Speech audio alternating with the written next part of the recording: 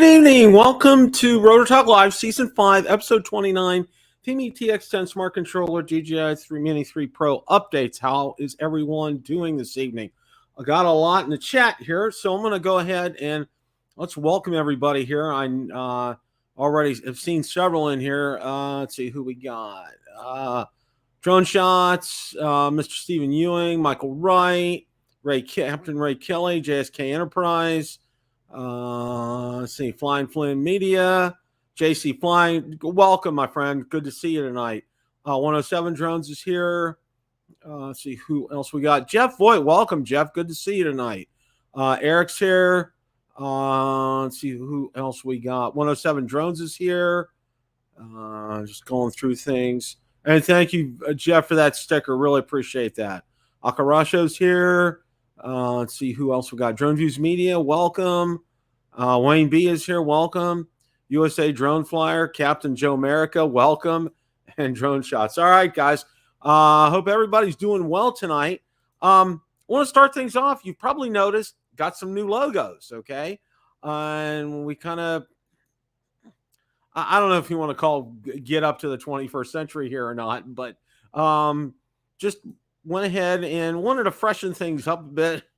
Really wasn't too drastic of a change, but going to go ahead and show them to you here. Now, if you could probably guess, that is a Mini 3 over here, and that's a Mavic 3, and I have a smart controller in the middle. So got rid of the Phantom 4 Pro and the Mavic 2 over here. And actually, this one's getting changed. It's going to be a lowercase b and then an exclamation mark after the fly. But this is the banner page on not only on YouTube, but the cover page on the Facebook group and page, and also out on Instagram as well. Probably going to be seeing some merchandise soon. Hint, hint. Anybody interested in some coffee mugs? I know those have always sold real well, and I'll work on a few designs. I'll put some out there and see if you guys are interested. Give me a holler. Let me know. I know they've been pretty popular, and I'm more than willing to get them to you guys. And as always, I give you a really good fair price on that. So, all right, just wanted to go ahead and get that out of the way. Actually do have a lot to talk about tonight. I was out. I had the best drone day I've had in a long time. I got to fly all three of my drones on Sunday. I could fly the Fimi, got to fly the Mini 3 Pro, and got to fly the Mavic 3. Got videos coming out on the Mini 3 Pro. I'm sorry, on the Mini 3 Pro and on the Mavic 3. And by the way, I'm feeling better than I did last week. I apologize. I had a really nasty freaking head cold, okay? Got one article before we really want to get into stuff. And ALOFT Records 500,000 LAANC flight approvals. And just kind of wanted to show this to you guys to give you kind of like a heads up and kind of like what's going on with all this. So let me go ahead and share my screen here. Okay. ALOFT, the company that powers more than 2/3 of all LAANC authorizations in the U.S., has announced a major milestone. UTM Technology Specialist has given approvals to more than 500,000 drone flights since it was first authorized by the FAA to do so for controlled airspace at or below 400 feet.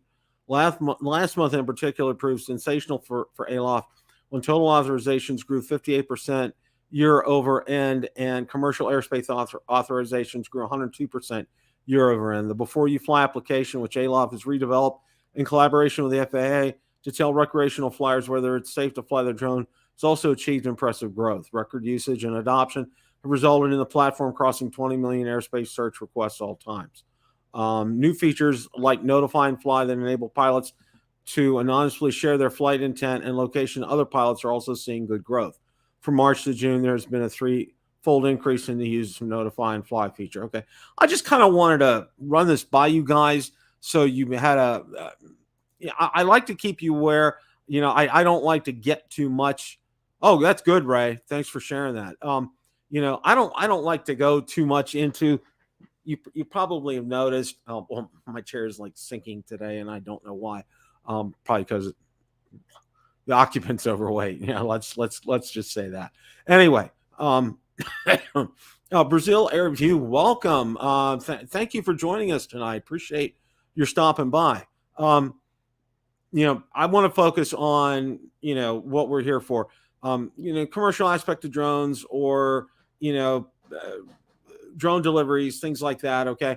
If it's something that's really of particular interest, we'll talk about it. But I'd like to focus on hobbyist space here, and that's one thing that we have a tendency to do.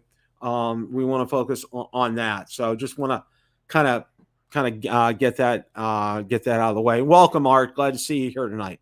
Okay. Fimi TX10 Smart Controller overview. I'm going to do two things here, okay? I'm going to show you actually physically the smart controller itself, and then I have listed in the show notes here in the description, there's a link, there's a PDF that Fimi actually provided me, and it's a little bit better than the manual that they give you with the TX10. It's a very small manual, but what's really nice is with this PDF, you can blow it up and you can also print it out. It's only 36 pages, but it has a wealth of information in it. But I just wanted to take a few minutes and go over this here with you guys. Let me get the screen up here. Okay. Try to do it so there's not a lot of glare. All right. This is what it looks like, and you can tell it's on par with the size of the DJI RC Pro and the original smart controller, and it weighs about as much as well. Now the access ports for everything, I'm gonna show you the front page. Of course, the joysticks over here. The button that's flashing right here, that's the on-off button. That's a display button. In the middle, you have Cine, normal, and sport modes.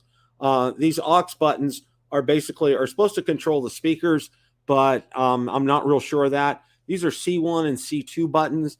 I use that to help pair the drone to the controller itself. On the bottom are speakers, and then there's also a little hole right here. Now it says you can use it to go ahead and mount it to like a tripod. I'd also be interested in seeing if someone could develop a harness for it. Now on the back, and this is really interesting, on this flap that I'm gonna up there, you can see the contacts over there, and right below that, that's space for a battery. Now it's not a drone battery, but it's another battery that you can use to help run the controller. Now, from what I understand, you can see there spaces for the controller sticks are down here as well too. And then there's a couple of programmable buttons right here as well. But what's nice about this is, it has a runtime of about 2.5 hours, which great, but extending that runtime would be even better. And I can tell you, I was out there for probably a good 45 minutes or so, and it got down to about 85%. Okay.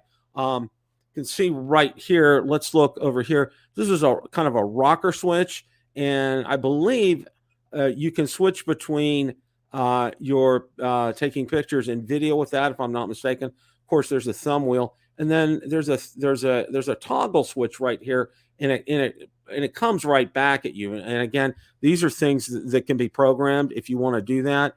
More the same on the other side. Another rocker switch. Oh, I'm pointing at the wrong place. Another rocker switch here, a thumb wheel, and then now this one actually is a 3-position switch. And on the top here are all the access ports. Okay. There's an HDMI slot on the bottom, and there's a USB slot right next to it. On the top, the bigger of the two slots is for SD cards, and right next to it is a place for SIM cards. Ladies and gentlemen, this is also a phone. You put a SIM card in here, you can make phone calls. All right. Now, I do have this hooked up to my own Wi-Fi, and I've actually done an update, not to the controller, but to the Fimi through this. And a couple of interesting notes. I'll go ahead and see if I can swipe that up. Okay. Now, Fimi normally, everything that I've seen, and there have been several reviews on it, it's really hard to show you this. Okay. But down at the bottom, there's an orange mark down here for different apps, okay, and that's displayed on the home screen right now. See if I can get it a little bit better. Okay, what that is, and it's in China, it has Chinese symbols next to it. Okay, now from other reviews that I've seen of the smart controller, they have said that you have to go out and download a screen recorder. If you want to have a screen recorder, there's no native screen recorder built in. And I'm like, oh, okay. So I went out there. There's a browser on here, and it won't even let me log into Google because you have to log into Google to access the Play Store. This is Android 9.0, by the way. I'm sorry I didn't tell you guys that. So I went ahead and I said, that symbol looks real familiar on there. I pressed it, and then some more Chinese characters came up, and I hit what looked like enter, and lo and behold, it was exactly like AZ screen recorder, and it does have a built-in screen recorder. The other feature on this too is it does have a microphone. You guys can probably see that hole down here. Okay. Now with this microphone, one of the things that you have to do, like if you're holding it out here, say like this, okay, you need to be holding it like this to actually pick up your voice well. Okay. Now, when I was recording the other day, I was more like this, and I have, in my workflow, I have my Samsung Galaxy S22 Ultra, and that records some video and also mainly the audio on there as well too. But overall, all in all, yeah, you can watch my video on this. All in all, with the controller itself, I am very impressed. Right now, there's a link in the description. This is available on Banggood for $299. And if you're interested, please don't hesitate to use that link. It also helps out the channel as well, and it would be greatly appreciated. And actually, I ordered mine through AliExpress, and when it first got in the first batch, and I got one of the first waves of this. But all in all, I'm very impressed with it. I stay tuned because there's going to be lots more to come with this. One of the other things I want to show you before we look at I want to show you the directions for this is, talked about, there's a loudspeaker and a release module, and I kind of wanted to show this to you guys. Here it is right here. Now in the bot, and it's really hard to see. You can take a look. Okay. There's a little actuator right here with this. All right. And this is the release mechanism. You probably see it better if I do something like this. Okay. Now that will pop, that'll go up to when you activate it. So it'll be in place. And then when you want to release something, you move the actuator. Now here on the bottom, this is the loudspeaker.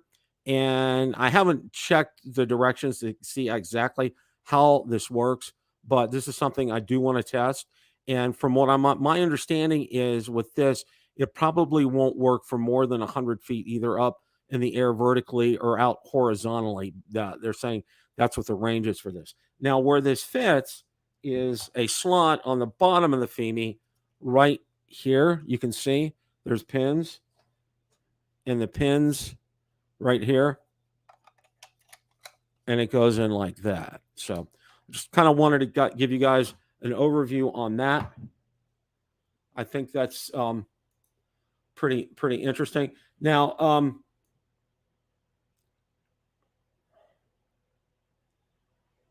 one thing I was real impressed was, and I'm very fortunate, there's a PDF in the description of the instructions for the smart controller. So if that's something that you're interested in, please feel there's a link. Please go ahead and get that. I'm going to go ahead and share my screen here and go over this for a few minutes. Now, Fimi did really well with this. Okay, they went over what every button is for the controller, both on the back and the front and the sides. And you can see right here in this graphic, it shows the battery looks a lot like the battery for a Fimi X8 SE 2022 V2, but it's not, because I brought it over to kind of try it to see if it would work. It's not. It has different contacts on it. So, and I've reached out to Fimi, and they haven't gotten back to me on this. But it does tell you in detail what all the buttons are for, and if they're programmable. It talks about there's a microphone. There's also a jack, and forget exactly where it's at. There is also a headphone jack on here, and you can also plug a microphone in here. They do say that on here. And it tells you what the different the lights on and what they mean, the indicators, what they mean. Charging time is 2.5 hours, and I'm sorry, charging time is 2.5 hours. Battery life is 4 hours for this, so that's a pretty good runtime. And I showed you the USB-C cable goes into the charging port right here. Just showing you how to get it started. Now it also talks about the position of the antennas, depending upon where your drone is. Like if your drone is going straight up, you hold your controller down with the antennas out, like that. If it's traveling in front of you, you do that, and if it's going the other direction, you do that. So just to kind of give you guys a heads up on that. Okay. And it talks about how to activate it, connect it, pair it. Pairing the drone is really easy. It's very simple. The Navi app works seamlessly on the smart controller. There's absolutely no problems with it whatsoever.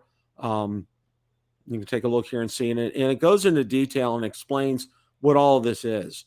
What drone status, flight parameters, signal status, camera operation, intelligent flight, tells you everything that's on there.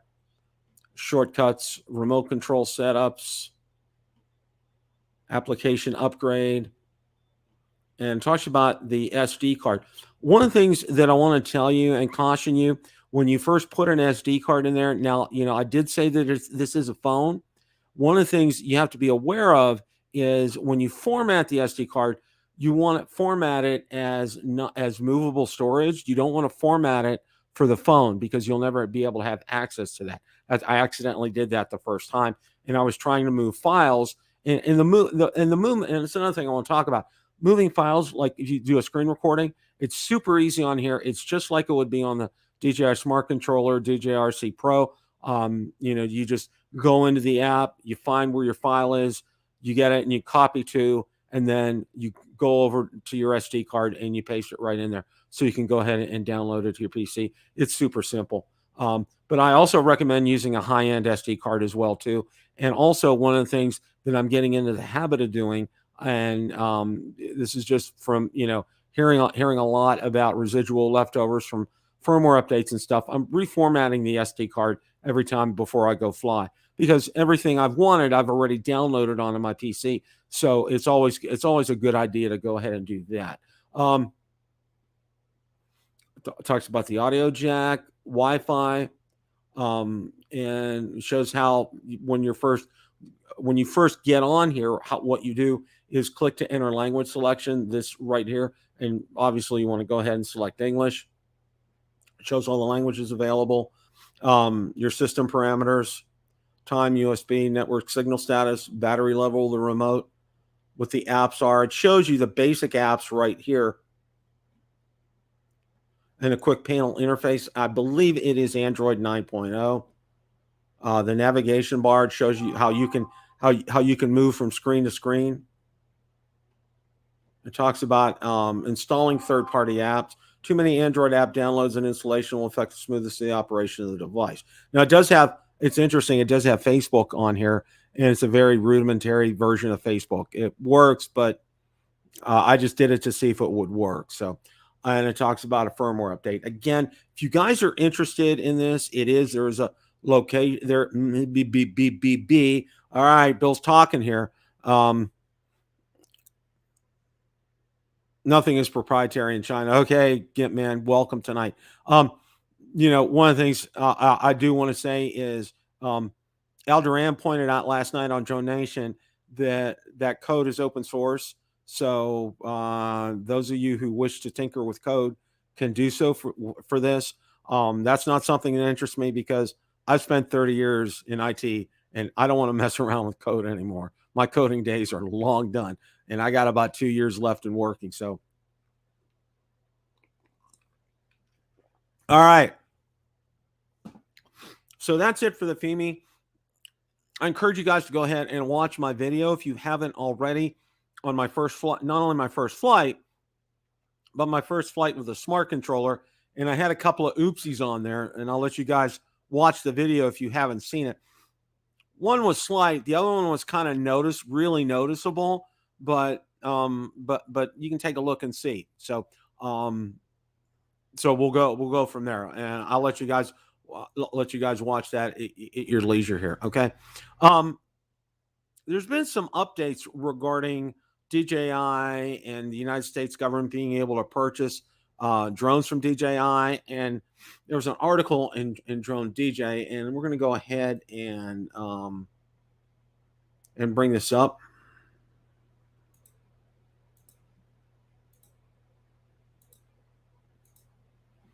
DJI reportedly making headway against U.S. drone blacklist legislation.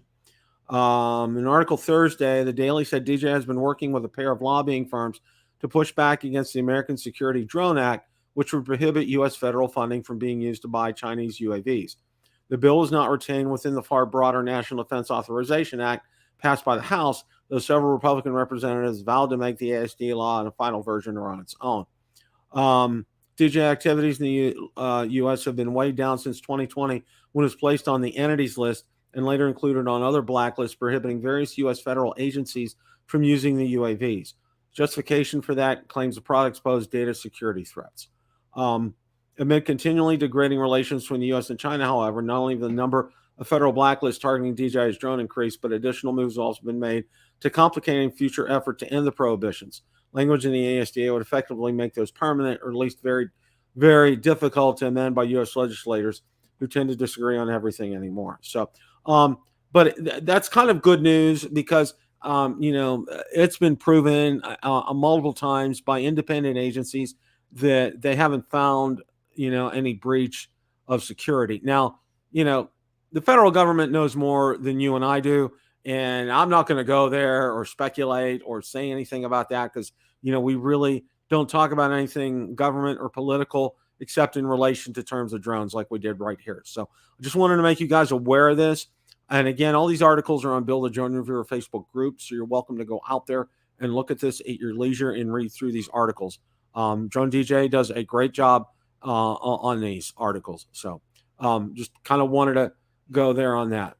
Now, this is one thing, and, I kind of briefly talked about this last night on Drone Nation. There are rumors that the DJI RC is coming to the DJI Air 2S, okay? And because I'll tell you what, that's probably the number one question that I get right now is this. And it's crazy. It's just so crazy the amount of questions that I get on it. It's like every day, hey, Bill, have you heard anything about this? Well, our notorious leaker, Mr. Ositalev, okay, according to DJI leaker Ositalev, DJI's new RC controller might be coming to more than just the Mavic 3, but also the Air 2S, replacing the Smart Controller. On Monday, new firmware version for the RC unlocked compatibility with the Mavic 3. According to Ositalev, the Air 2S will be the next drone to receive support for the new controller. They report that production of the older Smart Controller has stopped, and a new offering will be giving users the ability to bundle the RC controller with the Air 2S. Hopefully, DJI will also offer a bundled deal with the RC Pro, which already supports the Air 2S. While we love the RC Pro provides more features needed by professional pilots and a far better long-range connection with external antennas. That has been a complaint for some RC owners on their Mini 3 flights, but the issue isn't widespread. Of course, this is only a rumor, but when we talked with with DJI around the time of the Mini 3 Pro launch, they said the RC support for other drones is not out of the question. Where the release of the Mini 3 has almost entirely replaced the Air 2, there are still plenty of reasons to grab an Air 2S over that. Now, what was really interesting here with all this, okay, and if you guys were paying attention with Prime Day, that it was a crazy price with the N1 controller, a little bit over $1,000 for the Fly More kit for the Air 2S. That's an incredible deal. And I've had a lot of people pose to me questions, Mini 3 or Air 2S, and I'm almost always saying, now I love the Mini 3. Don't get me wrong. I have thoroughly enjoyed every time flying that has been a pleasure. I've had no speed bumps on that whatsoever. It has been a real joy to fly. But be that as it may, what's the kind of drone that I want to take on a shoot to get some good quality video, good quality photographs, and also can be able to handle some wind, okay? And it's the Air 2S, okay, hands down. And that's one of the things that I've had several people in several comments. My chair is just driving me nuts here. Okay, kind of feel like Jimmy Stewart in It's a Wonderful Life in the chair with Mr. Potter, but okay. Anyway, all right. Just kind of wanted to go there. Man,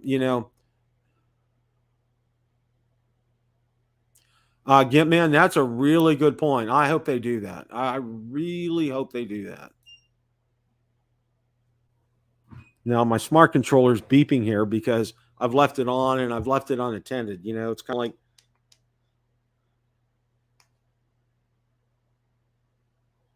and it asks you if it wants you to power off. You have to hit the power button twice, and then there it is. It's powered off. So, okay. Alcarracho Air 3 by Christmas. Okay. I don't know about that, but what I do know is, I've heard from more than one source about what our good friend Lev was talking about with the Air 2S. And it kind of makes sense for them doing this. Number one, as they mentioned in the article, the original smart controller has been discontinued. So you can't find an Air 2S bundle with the original smart controller anymore. All right. The price on the DJI RC is just absolutely crazy. And, I think a lot of it probably has to do with supply and demand in terms of what's available in terms of the DJI RC, not the Air 2S. That's probably what they're running into on that. So, but Air 3 by Christmas, Akarashi, wow, that's really ambitious. Air 2S is selling really well. I don't know. I don't know on that.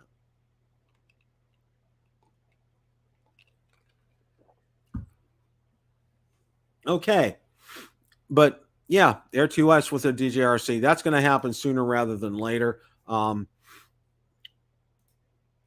we recently had a firmware update to the DJI RC. And I know Marcus put out a video and cured all his ills as far as the DJI RC was concerned. But there's an article, and I want to go ahead and share that with you because there were a lot of complaints about apps crashing, screen flickering, and whatnot. And here's Mr. Brown. How are you, sir? Hello, Bill. I'm doing well. And before we get into anything, I just want to thank you so much for coming on Drone Nation last night and giving a great rundown on that new TX10 controller by Fimi. Got a lot of compliments today about the job you did. Explaining Thank you very much. It was a pleasure. Of the device. It was an absolute pleasure, and I've got several emails from people who watched it last night and were really very impressed with that. And again, I am very impressed with it, and I'm anxious to get it back out. The comment I made on your video that you premiered last night is, I think maybe it was your video, but I made a comment to somebody that I was glad to see Fimi really kind of jump all in on this controller, not just kind of do like you know what I mean, like just a simple version. I mean, they didn't waste time. They went in and did it right.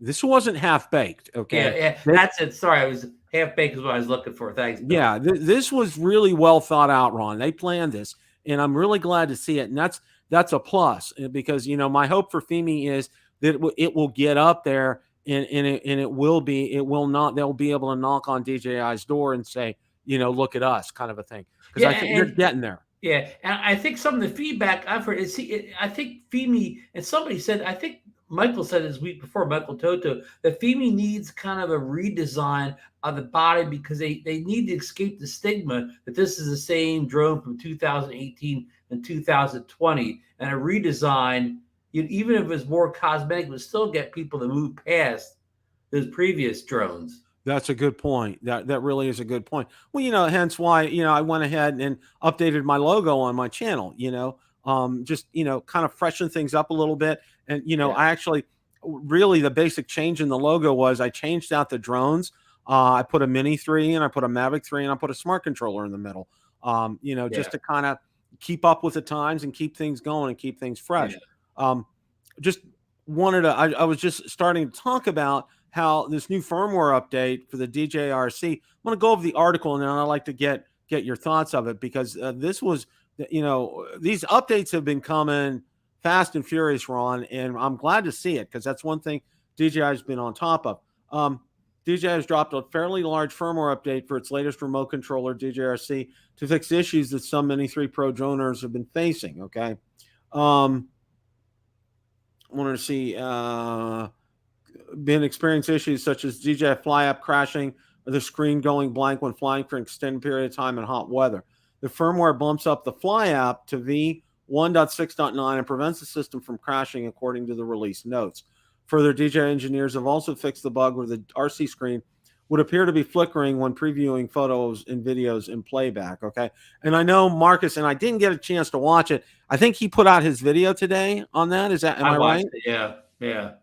He had no issues at all with this. So he had a lot of these issues. He did not have the range and signal issue, but he had a lot of the others, like the app crashing, freezing, and so on. So that did not happen to him at all. He even put it through through his paces, making it do things like the quick shots and focus track and all that stuff that really caused the crashes when you try to do more than just simple flying, and he could not get it to crash.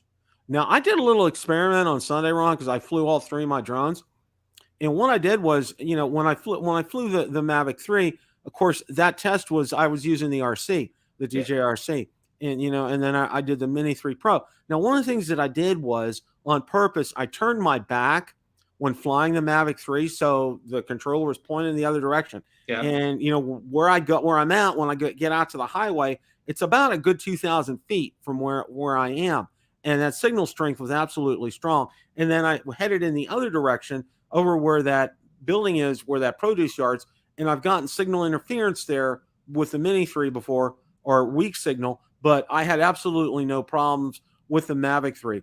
And one of the things that I've really kind of surmised, and it's probably obvious to some people, it may not be obvious to everyone, but I think the antenna system in the Mavic 3 is better, obviously, because there's more real estate in it than the antenna system in the Mini 3 Pro. And the RC Pro has 4 antennas versus the 2 in the DJI RC. Now, I don't know how they're positioned. Obviously, the 2 antennas are 2 that fold out are obviously 2, but I don't know where the other 2 are placed, Bill. Do you? Yeah, I don't know either. They keep telling you, when the drone's taking off, and when it's ahead of you, to point it like this in this direction. So, it was kind of like that way, when the Smart Controller first came out, how they told you to face, where the antennas would face, and it worked fine. But, I think one of the things that people need to realize, a larger drone is going to have a larger room, a larger area for things like antennas. Okay. And they'll be able to pick up things better. And I think that's part of the problem of the range issues with the RC, with the Mini 3 Pro that people have been having, although I haven't had them, Ron. Have you? I'm the worst one to tell you, because almost all that stuff that it fixed, I didn't really have any of it. So the only thing that I have had, the only absolute thing that I've had was when it was sitting on the pad between flights. It was about 4 minutes and it shut down on me. Of course, overheating, or you think? Yeah. It's 98 outside, and I understand and I get it, and it worked, and that was a good thing. And all I let it do was I brought it in the car for a couple of minutes, turned the AC on, cooled down. 5 minutes later, ready to go, no problems. I brought it right up. So all these issues, Bill. I think. Oh, there he is, Mr. Marcus Crawford. We were just talking about your video. Yes. Sorry, I'm late. No. Bill asked, he didn't get a chance to see your test of the new RC firmware for the DJI RC yet, and I told him about how your flight went almost flawless, and you even put it through his paces by doing all the focus tracking type stuff and intelligent flight modes. You cannot get it to crash. The biggest one, the one that was so easiest to make it crash on, was when you were trying to change the home point, either to the controller or, moving it around on the map, that would make it crash every time. But they solved that. I mean, you saw that video. I moved it around. I did with the screen recording going. With the screen recording With the going. screen recording. Kudos to DJI. I am just today, guys, and you guys are probably doing the same thing. I've been seeing all these videos that people are putting up about the compass issue. Yes. Where you have the attitude indicator, and evidently, I haven't looked at that yet. Have you guys? I need to check. Somebody did spot it on one of my videos, and they pointed out. I had the comp. We'll call it what do you call it? The compass. What's the right word for that thing? Well, it's called the attitude indicator. But okay, where you have the one view where it shows the drone, it shows true north and shows you. Right. And you're usually blued out. Guess what? They were right. I went back and looked at it. I wasn't on it. You know what I mean? The drone was on it and true north was on it, but I wasn't on it. So have you guys noticed that you have to calibrate that controller, do a compass cal on it? And I've had it actually ask me to calibrate it before. So when you pull down that settings screen, if you look on the left side, it'll give you a dialog box there. It says, hey, you need to calibrate the controller. And I've done that a few times, but I don't know if that has anything to do with it or not. Yeah, I've never seen that message. Yeah, I haven't gotten that either. Yeah. I was about to say this a little bit. I'm tying things in here. With all the issues that the Mini 3 is having, and man, a lot of them are minor and a lot of them are spotty. Not everybody has them. But, all the group that the Mavic 3 took, the Mavic 3 didn't have as many issues outside of the slow satellites. The Mavic 3 never had any range issues. It never had the screen freezing, crashing, flickering, all this stuff. You could change the home point. Oh, none of that was in the Mavic 3, but yet the Mavic 3 got so, abused or whatever. Yeah. Now listen, Ron, I think we need to, the Mini 3, for me, the problems with the controller didn't start out until that last update with the double firmware updates that came back to back. That added the Mavic 3 to it. That's the one that messed up my controller.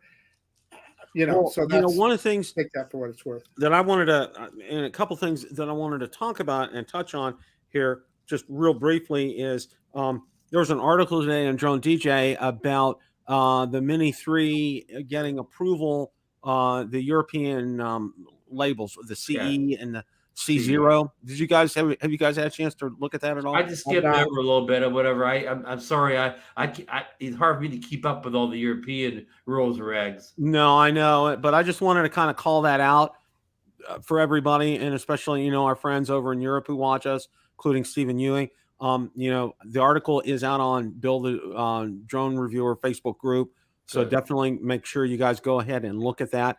Also, I wanted to let you guys know as well. There's Fimi sent me a detailed PDF of the instruction manual for the TX10. So that's in the link below in the description. So if you guys are interested in that, and it's really good because you can blow the PDF up because it comes in that little booklet that's about this big, and you need a magnifying glass to look at it. Well, it's in a nice PDF, and you can blow it up and take a look at it to your heart's content.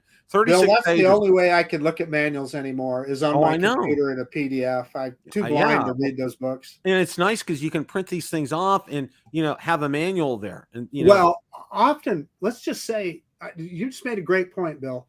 So often, if I am working on a particular feature of a drone, I'll just print off that page, and I'll take it with me out into the field. Mm-hmm. Oh yeah. And it makes all the difference in the world. Right. And Ron and I were commenting, and I don't want to interrupt this segment, the Mini 3 segment here with more Fimi talk. But one thing that Fimi did was the TX10 was not half baked. There was a lot of thought, a lot of effort, and then and also with the manual too, and you can tell. Hey, real quick, I want to welcome in Geeks Fano all the way from over the UK. He's up in the middle of the night watching us. We should feel honored. In the UK right now, it is 1:40 in the morning. Right? 1:40 in the morning. So good on you, Geeks. Well, you know what, Marcus? So they have a heat wave over there. So maybe Geeks Fano's trying to get cool. How hot is it over there? It reached 102. And Tampa has never reached 100. The city of Tampa has never reached officially 102 air temperature before. and it was 102 over in London today. Wow. So I'm trying to figure out what John is trying to tell me there. He says Marcus uses baby oil. Well, they're talking about What is it, John? They're talking about bro cream. I don't know what's going on in the chat there. I can't. Yeah, I've seen something about Matt was talking about bro cream. Hey, I wanted to show you guys where to find that compass caliber. I don't know if you're going to be able to see it here. Yeah, I can see it. Yeah, you see where it says compass cal. So yeah, if you click on that, it'll take you into, and that's in the settings menu. Okay. So, yeah. Okay. Yeah, that's a good thing. I've never done that. I mean, I've never done it before. One of the other things, you know, our good friend Barry Markowitz actually has his Mini 3. Yes. He got it from Best Buy, which was great. So yes. people are finally getting their orders from Best Buy. You know, and I had another gentleman email me. He's really frustrated. He got his original from Best Buy, had an issue with it, took it back, got a replacement, and that one was having issues as well too. And he's just super frustrated because he knows it's a good drone, and he's seen our reviews, and he's just super frustrated right now. You know, and Barry's also going to get his Flymore kit this week, also, I believe. Yeah, I did see that. He did send an email, and also I sent him a link to a video because he asked us a question about you know, formatting the SD card in the DJI RC because there wasn't a lot. There were directions on the RC Pro. I sent those to him, and it worked. It worked just as well for him. Good. So he was able to do that. Good. You know, but one of the things that I think is paramount, and I think we kind of touched on a little bit last night, is reformatting the SD card in the drone itself before each flight is a great thing, especially, you know, with those firmware updates and it leaving bits and data in there. And I think the other thing you should do as well is to do it in your DJI RC, because like I said last night, you've downloaded your screen recording, okay, from your DJI RC. That should be a blank disk every time you're coming in there. Reformat it. It takes 10 seconds to do that, and it'll save yourselves a lot of headache and hassle from doing that. Do you guys think that's a good thing? Yeah, some orphan files that get left behind. So one of the things that when you pull this guy up and you pull down that settings menu, if you look on this side, you'll see it says set up SD card. So tap on that, and it tells you your SD card is good to go. Good. Thank you, Marcus. Yeah. And Bill, I advise, you know, I reformat my memory card. If I hope sometimes I forget, but my intention is to reformat my memory card before every flight, just so I don't run into a situation where in the middle of flight my card's full and I can't record anymore. Good point. Good question from Quadcopters and Tech. Does anyone keep track of serial number loss to see if there's a correlation to those that have trouble? That's a real good question. I may be on the DJI forums. I was going to say, yeah, I know who does DJI. Yeah, I was going to say DJI. I'm sure DJI does, but you probably might see something like that in the forums. I'd go ahead and take a look out there. Hey, Bill, so I don't know if it's on your agenda for this show, but if we get around to talking about remote ID, there was some news today about that as well. Oh, go ahead. If you have something to share on that. Well, Skydio announced that they are 100% ready for remote ID for this fall when the manufacturers have to provide it. And this is the interesting part.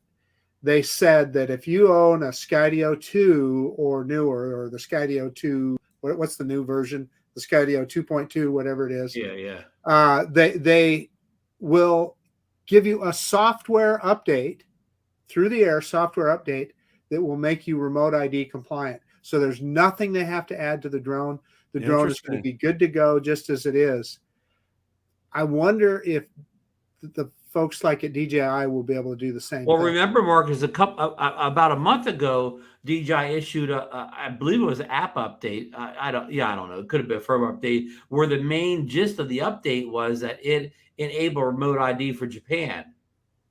I do remember that. Yeah. And supposedly Japan has a similar remote ID system to what we're proposing. So they were able to do it via software only for Japan. So I'm hoping, I'm assuming that the modern DJI drones will say the last couple of years will all be upgradable just via software.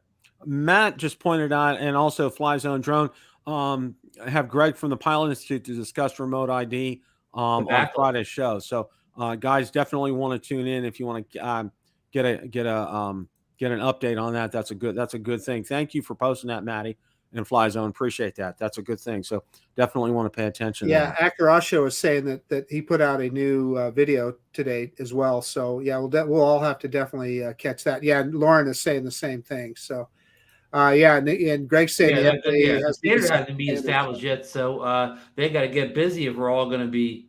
Yeah, well, the manufacturers have to do it this year. We got a year to comply, right? Almost. Yeah, that's true. But here's what I'm saying. I appreciate what these guys are saying, but why would Skydio put out that announcement if they didn't feel confident that they knew the standard, what the standard was going to be? Yeah. Well, maybe well, here, you know how these things work, Marcus.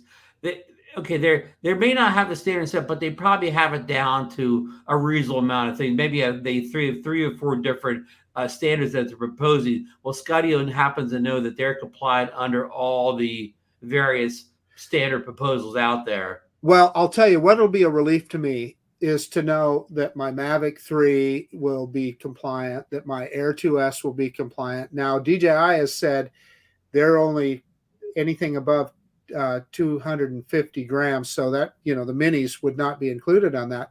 However, that could be an issue for people like us, right? Because my Mini 3 and my Mini 2, I have them both licensed under my Part 107.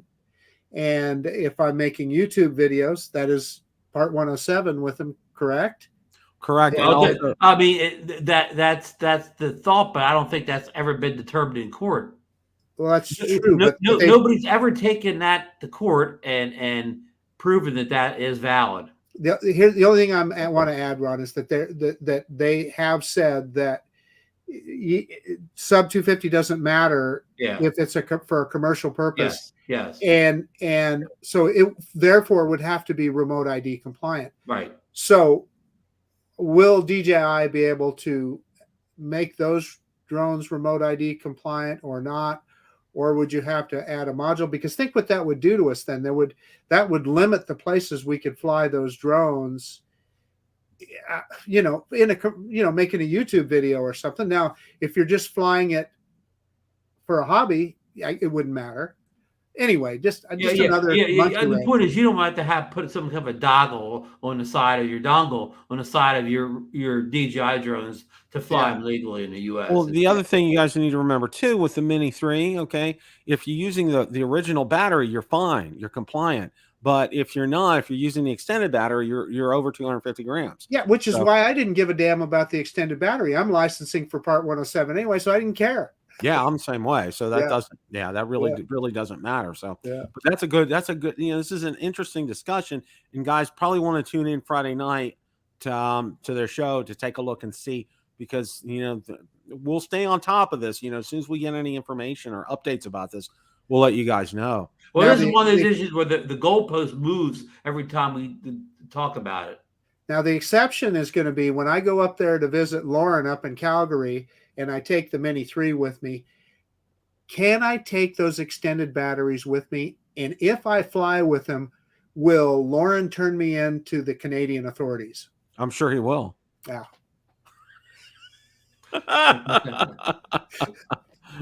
Well, you're going to take the Corvette, so if you need to make a quick getaway over the border, you'll make it home, Mark. Well, maybe you want run no Smokies. There you go. Maybe if you give Lauren, let him take a lap or two in the Corvette, he might change his mind. By God, he wouldn't even have to ask to do that. I'd throw him the keys. now, what if you happen to visit our good buddy Sean over in Spain? You take those batteries with you. Yeah, I mean, you know what those guys in Europe have told me when I come over? They just say, he says for appropriate compensation. Yeah. Because I definitely, Ron, and you and I have talked about it. We want to go over there and visit. They say, just bring your damn drone. And they say, where we go, nobody's going to see you flying anyway. So just do it. That's what they told me. So.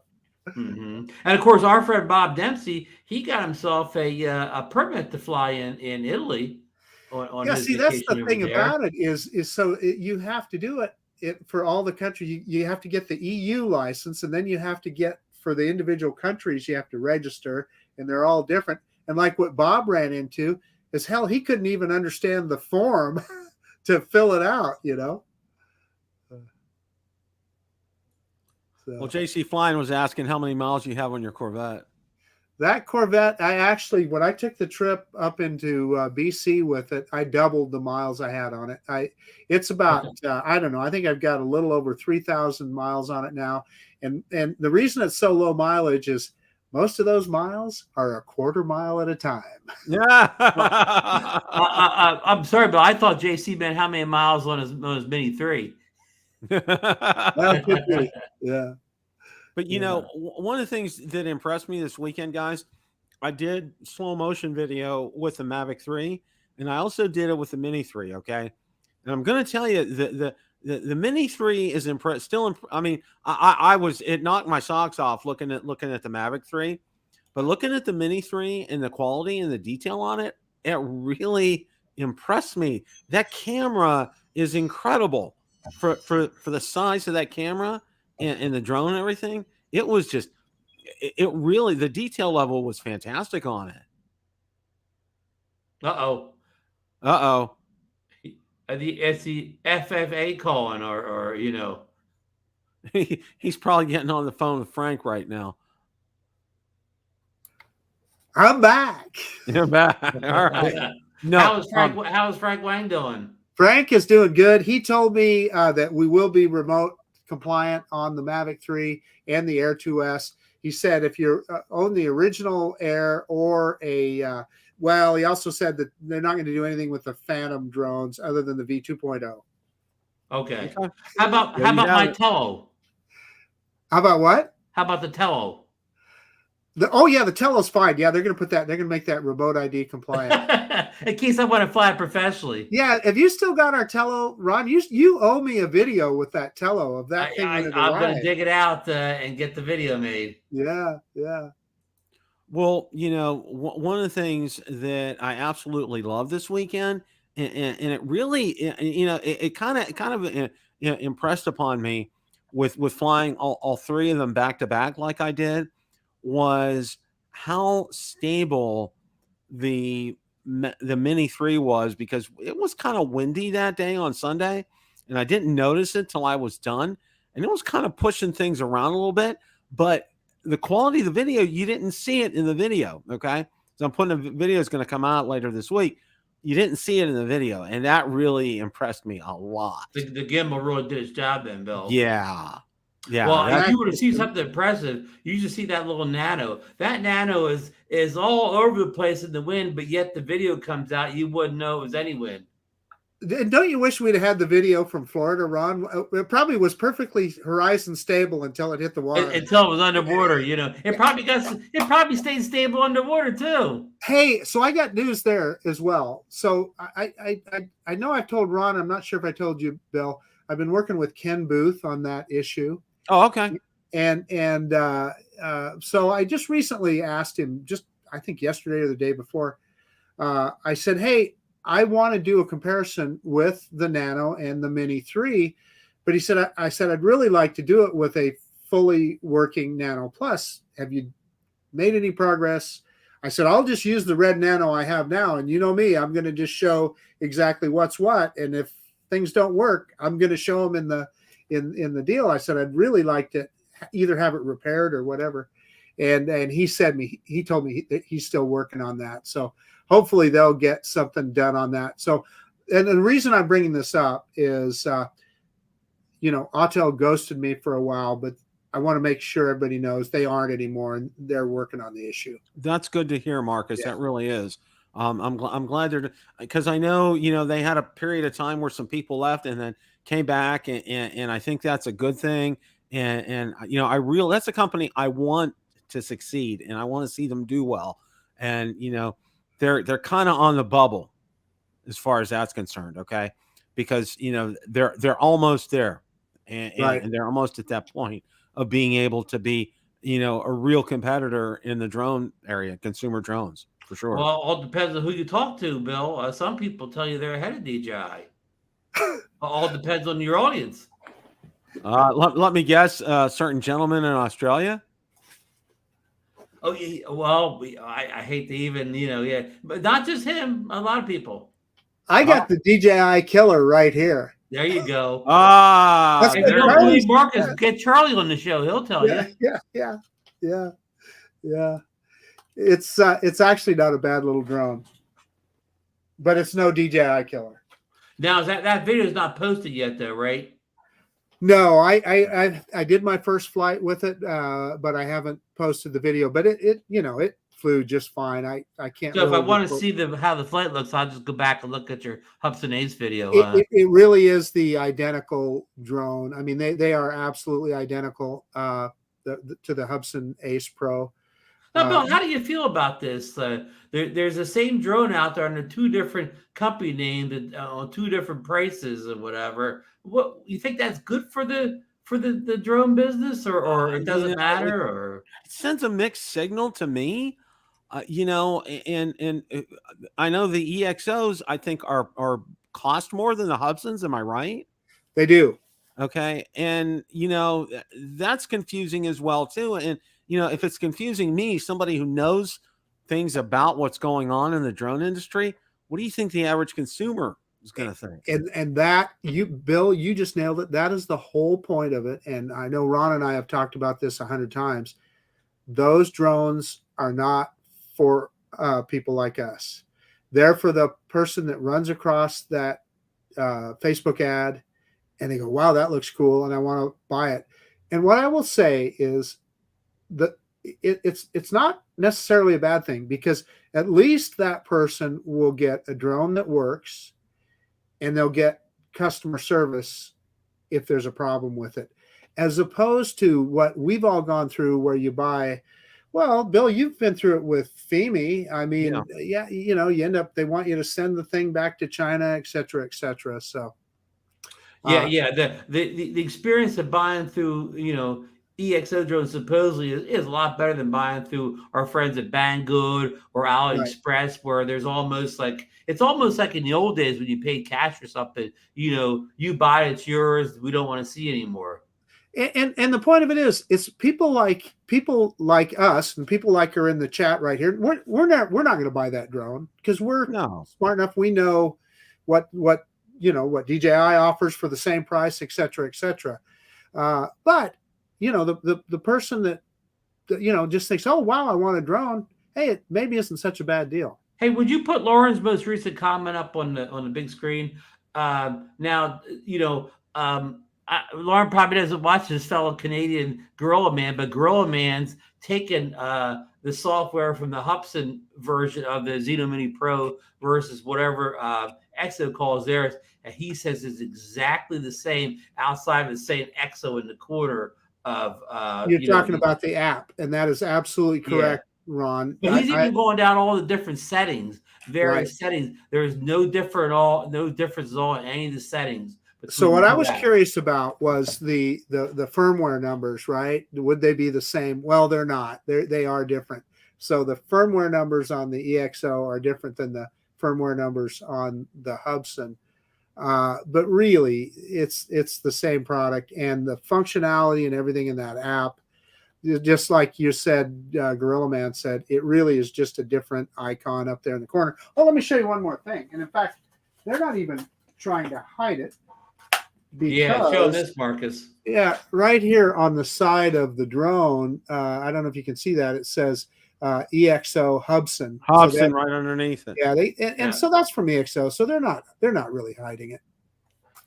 Well, they don't need to be hiding at this point because as Marcus pointed out in his video, if you buy the new Hubson drones that have come out since EXO became partners with them, those drones will not be activated in the U.S. At least not legally or whatever.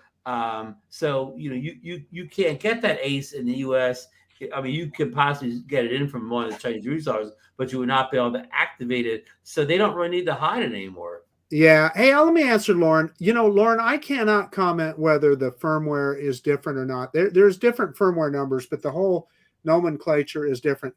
I can tell you this: the drones fly the same, they operate the same, and they have the same features, and they look the same. So I have a hard time believing that the firmware can be too much different.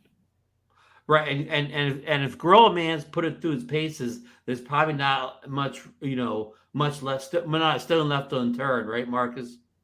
Yeah. Well, one of the things, and I'm looking at a lot of the comments, and and I think a lot of them are really nailing it on the head. Like Akarasha said, anytime you have an X in there, that's for marketing purposes, and people are attracted to it, and that I think is what EXO has probably done best. Is they're a great marketing company, no question about it. Yeah, and you know what, my dad had a saying, and I loved it, and you can't shine a turd, okay.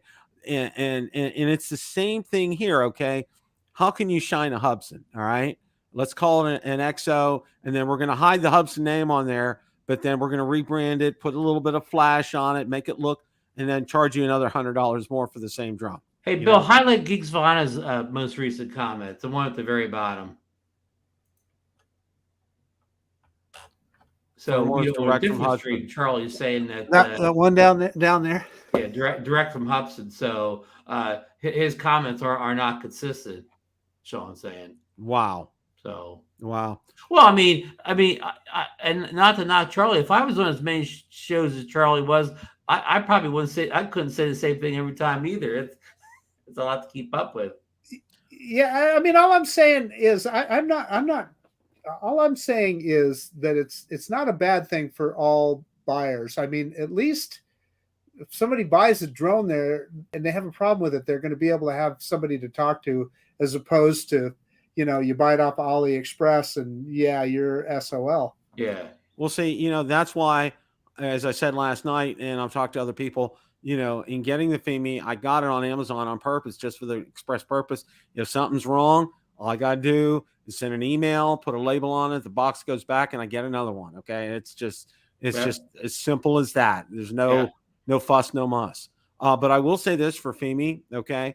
For me, my experience with their customer service has been stellar, because within a week and a half of my sending back my original 2018, they sent me a brand new one, just the body only, not the battery, but still, it was a week and a half later I got it back, which I thought was absolutely fantastic from them. So they've been responsive. When you email them, they do respond. So that's one of the things I think they're working on, and I think they're getting better at. So, I mean, see the customer assistance all comes down to how you're handled. When I had all my issues with my Fimi Mini, they never ever respond to any emails, tweets. They ghosted me totally on that Mini. So again, the problem with customer assistance, it all boils down to how you got handled. You know what I mean? You think they're good customers because you got a good experience, but the next guy could have got a completely different experience. That said, customer assistance is a tricky thing. It all comes down to how you were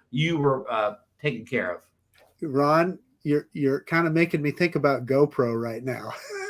You see, and other people come on and tell you GoPro has good customer service, but it all comes down to how you were handled. You may have got the new guy in customer service, or you may have got the worst person that works there on the phone or whatever. Maybe the good person went to lunch and they call up a guy from that usually cleans up to answer the phone for a half hour. Again, it's tough. It really is. Right.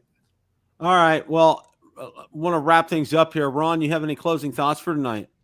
Well, outside of I'm glad to see that hopefully DJI has got everybody on track now with the Mini 3. On track as far as signal range, the controller not freezing.